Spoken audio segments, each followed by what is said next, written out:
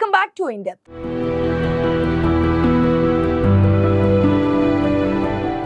Social మీడియాలో కొత్తగా reels జాడ్యం వేగంగా వ్యాపిస్తోంది. ఇది నిజంగానే జాడ్యంగానే అంటువ్యాధిలా విస్తరిస్తోంది.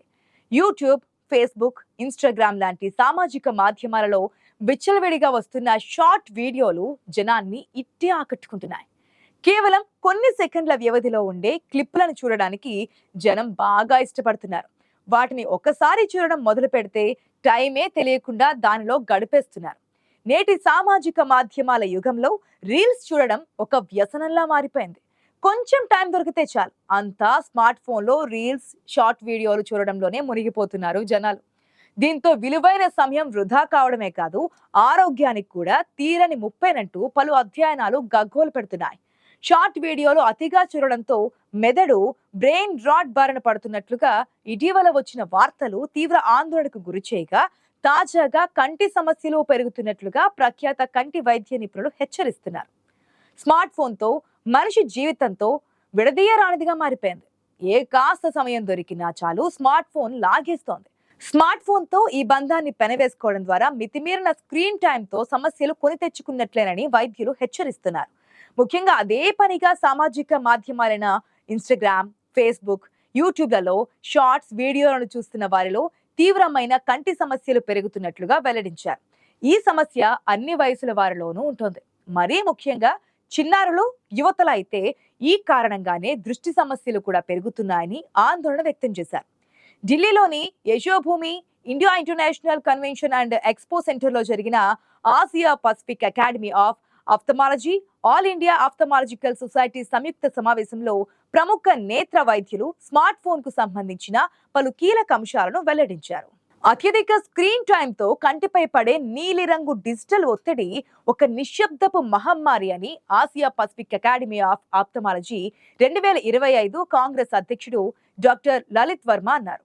ఈ సందర్భంగా ఆయన కీలక హెచ్చరికలు జారీ చేశారు. ముఖ్యంగా రీల్స్ చూస్తూ గంటల తరబడి ఎలక్ట్రానిక్ పరికరాలకు అతుక్కుపోవడంతో పిల్లల్లో కళ్ళు పొడిబారిపోవడం జరుగుతుందని అంటున్నారు. దీన్ని డ్రై ఐ సిండ్రోమ్ అని అంటున్నారు. దీనివల్ల హస్వ దృష్టి పెరగడం, కళ్ళు ఒత్తిడికి గురి కావడంతో పాటు చిన్నప్పుడే మెల్లకన్ను రావడం వంటి కేసులు కూడా గణనీయంగా పెరుగుతున్నాయి. గంటల కొద్దీ రీల్స్ చూసే వారి కళ్లల్లో దురద ఉండడం, మసకగా కనిపించడం సర్వసాధారణంగా మారిపోయింది. ఇంట్లో సమయం దొరికినప్పుడల్లా రీల్స్ చూడడం కారణంగా కళ్లల్లో తగినంత కన్నీళ్లు రావడం లేదని గుర్తించారు. రీల్స్ చిన్నగానే ఉండొచ్చు, కానీ కంటి ఆరోగ్యంపై అవి చూపే ప్రభావం మాత్రం జీవితాంతం ఉంటుందని వైద్య నిపుణులు హెచ్చరిస్తున్నారు.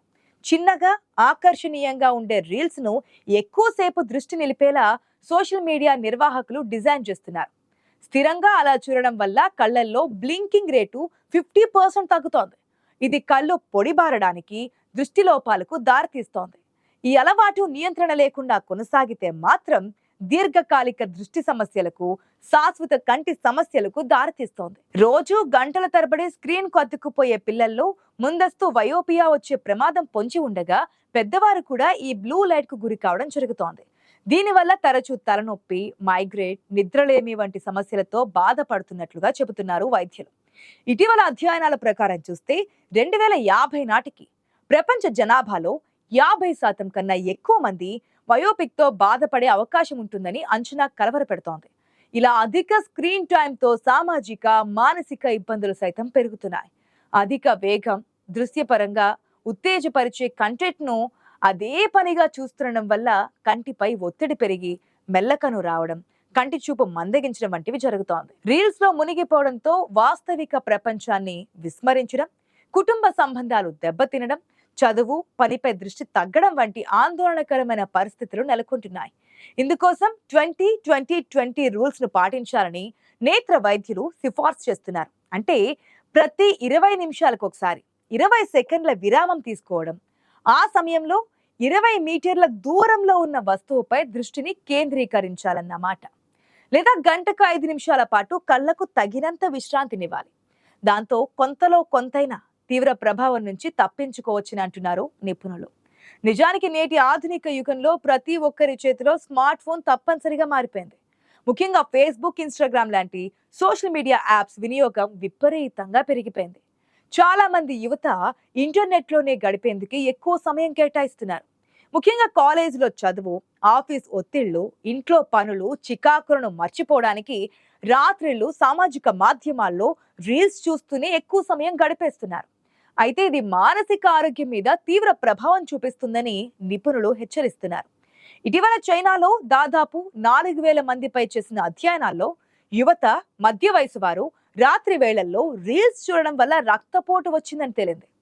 చాలా మంది ఒంటరిగా ఉన్నా, కుటుంబంతో ఉన్నా రీల్స్ చూస్తూనే ఉంటున్నారు.